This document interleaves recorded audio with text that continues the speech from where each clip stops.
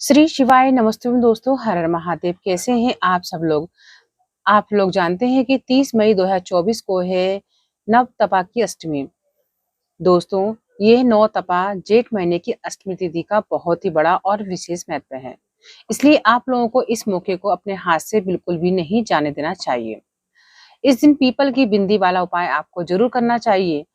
अब आप कहोगे कि ये कौन सा उपाय है जो कि पंडित जी ने बताया हुआ है। ये उपाय गुरुजी प्रदीप मिश्रा जी ने अपनी शिव महाप्राण कथा में उपाय बताया था। इस उपाय को करने से आपके सारे दुख परेशानियां दूर हो जाएंगी। आपको ये उपाय अमावस्या पर एक उपाय करते हैं, हमारे सारे दोषों को दूर करने के लिए होता है। उस उपाय में हमें भले ही हमारा दोष पता नहीं होता है, तब भी अगर हम उपाय कर लेते हैं तो हमारे ऊपर जो भी दोष लगा हुआ होता है वे दूर हो जाता है। उसी तरह से इस उपाय में यदि आपको कौन सा दोष लगा है, काल सर्प दोष, पितृदोष, वास्तु दोष या किसी प्रकार का दोष है और आपको नहीं मालूम है, तो इस पीपल की बिंदी वाले उपाय को कर लेना है। आप खुद ही कहोगे कि इस उपाय से आपको कितना लाभ हुआ है। हमारी जो भी परेशानियां होंगी वो धीरे धीरे दूर हो जाएंगी। हमारी सारी परेशानियां, हमारे जीवन में आ रही बाधाएं दूर हो जाएंगी मात्र पीपल की बिंदी वाला उपाय करने से। इस उपाय करने में जो भी सावधानियां हैं, हम आपको इस वीडियो के माध्यम से बता रहे हैं। पीपल की बिंदी वाला उपाय आपको नाम से ही समझ आ रहा होगा। बहुत सारे लोगों को समझ ही नहीं आ रहा है कि आखिर ये पीपल की बिंदी वाला उपाय कैसे करना है। हम आपको ये बता देते हैं कि लोगों ने पीपल का पेड़ तो जरूर देखा होगा।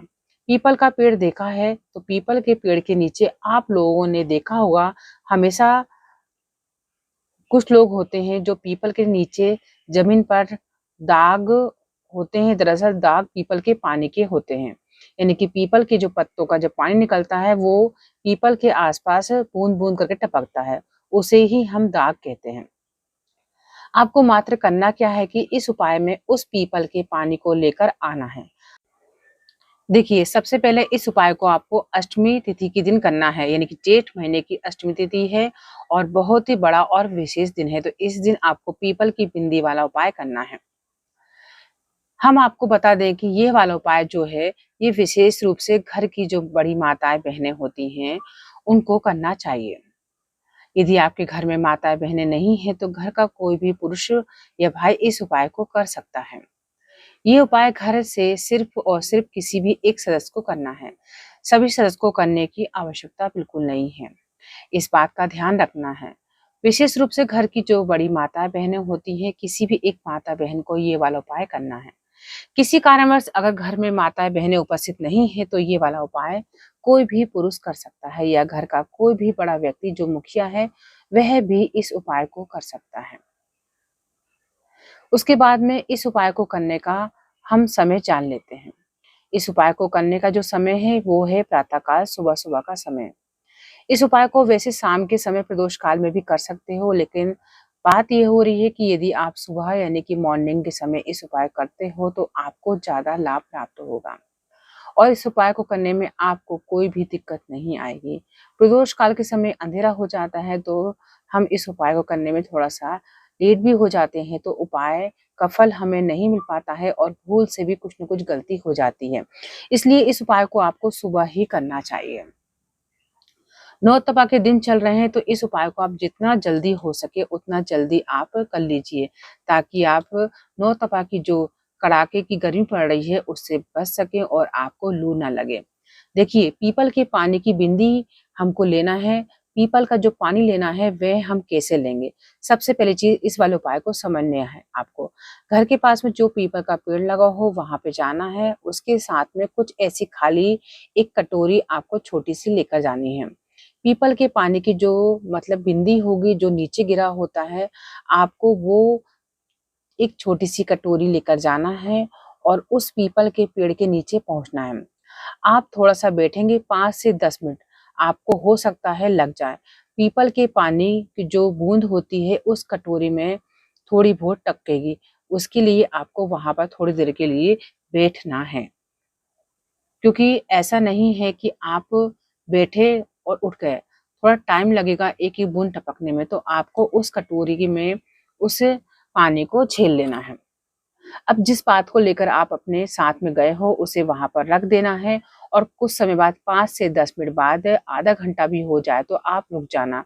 बात के अंदर अपने क्या होगा कि जो बिंदी है मतलब जो पानी है 1 बूंद 2 बूंद 3 बूंद थोड़ा भी आ जाता है उस पात्र में, गिर जाता है तो आपको उस पात्र में रख लेना है। अब उस बूंद को, उस पीपल के पानी की बूंद को आपको पात्र में छील लेना है। दोस्तों हम आपको यहाँ बता दें कि इस उपाय करने के लिए आपको पीपल के पानी की ज़्यादा बूंदों की आवश्यकता नहीं है, मात्र एक ही बूंद बहुत है। अगर वह एक बूंद आपको कटोरी में गिर गई या आपके पात्र में गिर गई तो और वह सूख गई तो कोई दिक्कत वाली बात नहीं है।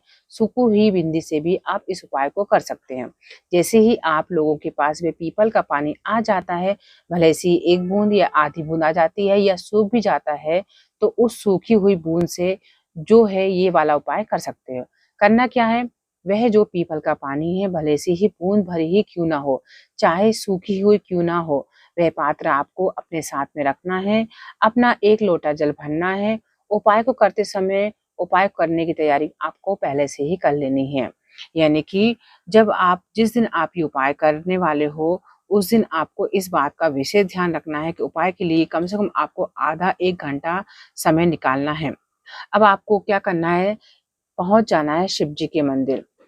फिर शाम के समय यदि आप ये उपाय कर रहे हो तो दिया साथ में लेकर जरूर जाइएगा और सुबह के समय जा रहे हो तो आपको 1 लोटा जल लेकर के जाना है। अब वहां जाकर आपको क्या करना है कि वहां पर एक स्थान होता है शिवलिंग पर, आपको वहां पर इस बूंद को लगा देनी है। यानी कि जो जलधारी होती है वहां पर आपको जहां से जल नीचे गिरता है, जलधारी के ठीक नीचे आपको उस पीपल के पानी की बूंद को स्पर्श करके लगा देना है। दोस्तों फिर आप जो 1 लोटा जल लेकर गए हो उसको आपको पहले ही चढ़ा देना है और पीपल के पानी की जो बूंद है वो आपको बाद में लगा देनी है। इसके बाद में दोस्तों आप ध्यान से इस उपाय को करिएगा। जलाधारी जो होती है उसके नीचे ही आपको इस बिंदी को लगा देना है। दोस्तों उसके बाद में आपको अपनी मनोकामना को बोल देना है और जो श्री शिवाय नमस्तुभ्यं मंत्र है उसको भी वहां पर बोल देना है और कुछ मिनट बैठकर आपको वहां पर भगवान से अपनी मन की बात को बोल देना है। आप इस बात का ध्यान रखेंगे कि जब भी आप इस उपाय कर रहे हैं तो इस उपाय करते समय आपको इधर उधर नहीं देखना है, सच्चे मन से सच्ची श्रद्धा से इस उपाय को कर लेना है। दोस्तों आज की वीडियो में हमने आपको जो उपाय बताया है वो पीपल के पानी वाला यानी कि बूंद वाला उपाय बताया है और इस उपाय करने से आपके घर में जो भी परेशानियां हैं, जो भी दिक्कतें सारी दूर हो जाएंगी। बस आपको छोटा सा सरल सा उपाय हमने आपको बता दिया है। दोस्तों आज के लिए बस हमने इतना ही आपको बताया है। यदि आपको कुछ पूछना है तो कमेंट्स में पूछ सकते हैं और हमारी वीडियो आपको अच्छी लगे तो वीडियो को लाइक कर दीजिएगा, शेयर कर दीजिएगा और चैनल को पहली बार देख रहे हैं तो चैनल को सब्सक्राइब जरूर कर दीजिएगा। महादेव आपकी सारी परेशानियां, सारे दुख को दूर करें। हम महादेव से आपके लिए मनोकामना मांगते हैं। धन्यवाद दोस्तों।